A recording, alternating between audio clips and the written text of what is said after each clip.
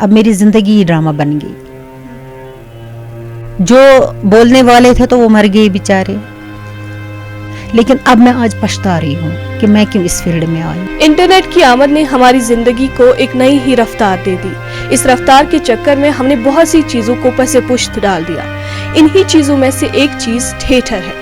1990 में जब कश्मीर के हालात नासाजगार थे तो डाउनटाउन की तंग गलियों में से एक खातून रोज दूरदर्शन जाने के लिए निकलती थी। इस बेबाक खातून को अपनी जिंदगी बदलनी थी। ये उसके और समाज के दरमियान की एक जंग थी। आगे की कहानी इन्हीं से जानते हैं।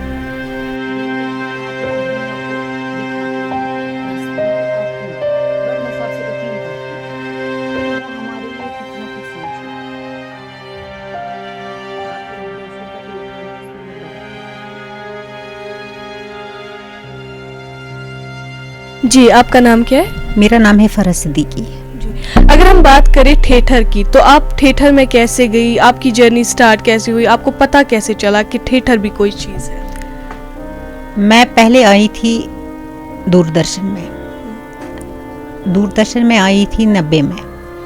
तो वहाँ से मैंने एक प्ले किया टिकलाल। तो वहाँ से एक मैं इस वक्त बोलूँगी आदमी ही, मुझे उसका नाम था तब नहीं मालूम, अशोक कागजी। उन्होंने सज्जी पज्जी एक स्टेज प्ले किया था, मैंने उसमें पार्टिसिपेट किया था। छोटा सा रोल था उसमें, तो वो मैंने किया। उसके बाद मैं रेडियो गई। रेडियो मुझे स्पेशल ऑडिशन किया गया क्योंकि तब लड़कियां नहीं आती थी, तब तो हालात बहुत ख़राब थी। मैं तो डाउन टाउन एरिया में रहती थी, मुझे वहाँ से आना पड़ रहा था दूरदर्शन, और हालात भी ख़राब थे, मुश्किल हालात में भी मुझे आना पड़ा। तो उसके बाद मैंने एक थिएटर ज्वाइन किया कश्मीर कला मंच।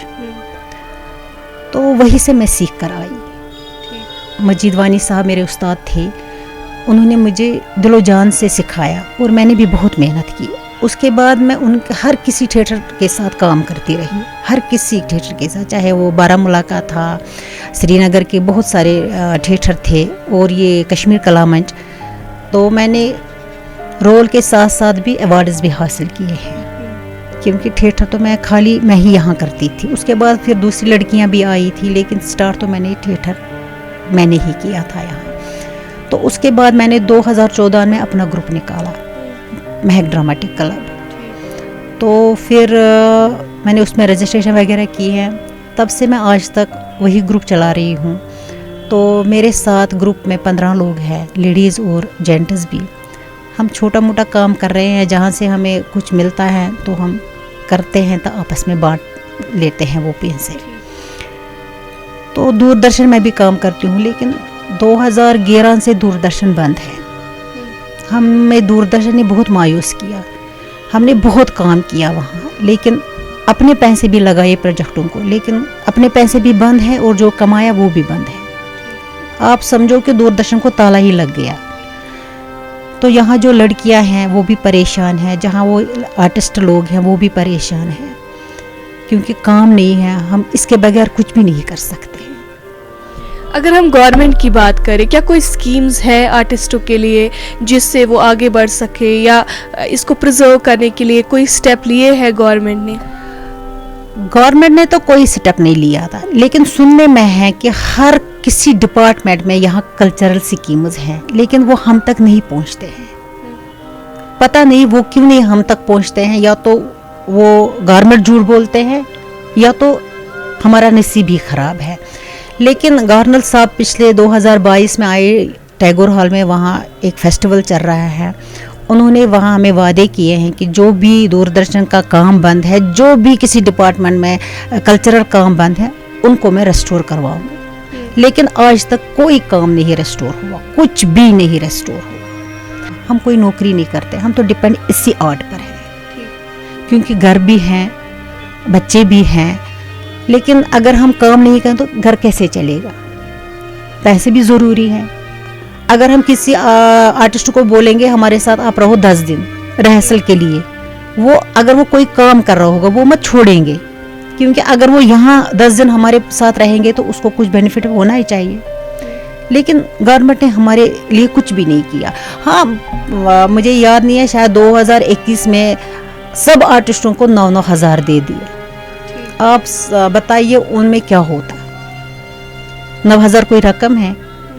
मैं हर वक्त, हर बार जब भी मैं इंटरव्यू में आती हूँ, मैं हर वक्त गवर्नर साहब से अपील करती हूँ कि हमारे लिए भी आप कुछ ना कुछ स्कीम रखिए, जैसे हमने किसान वालों के लिए या हर किसी के लिए स्कीम्स रखे हैं, लेकिन हमारे लिए उन्होंने कुछ नहीं किया। मैं फिर भी उनसे गुजारिश करती हूँ कि हमारे लिए आप कुछ ना कुछ स्कीम रखिए ताकि हम भी जिंदा रहेंगे। टैलेंट तो यहाँ बहुत है, टैलेंट बहुत है कश्मीर में, लेकिन स्कोप नहीं है, एक्सपोजर नहीं है। अगर हम आपकी जर्नी की बात करें तो कोई ऐसे ड्रामा है जो आपने किए हो जो आपको याद है अभी भी, मतलब आपको बहुत ज़्यादा खुशी मिलती है जब आप याद करती हो?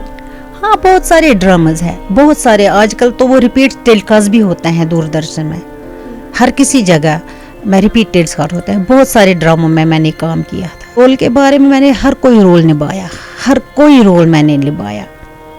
मैंने एक थिएटर प्ले किया है वक्त साज, उसमें मुझे बहुत अच्छा रोल मिला था, बहुत ही अच्छा रोल मिला था, वो मुझे याद है, वो मेरी ज़िंदगी का एक हिस्सा था। जी, अगर हम आपके घर वालों की बात करें तो क्या वो कहते हैं कि हमें ये छोड़ देना चाहिए, इसमें कोई स्कोप नहीं है, हमें कोई और काम करना चाहिए?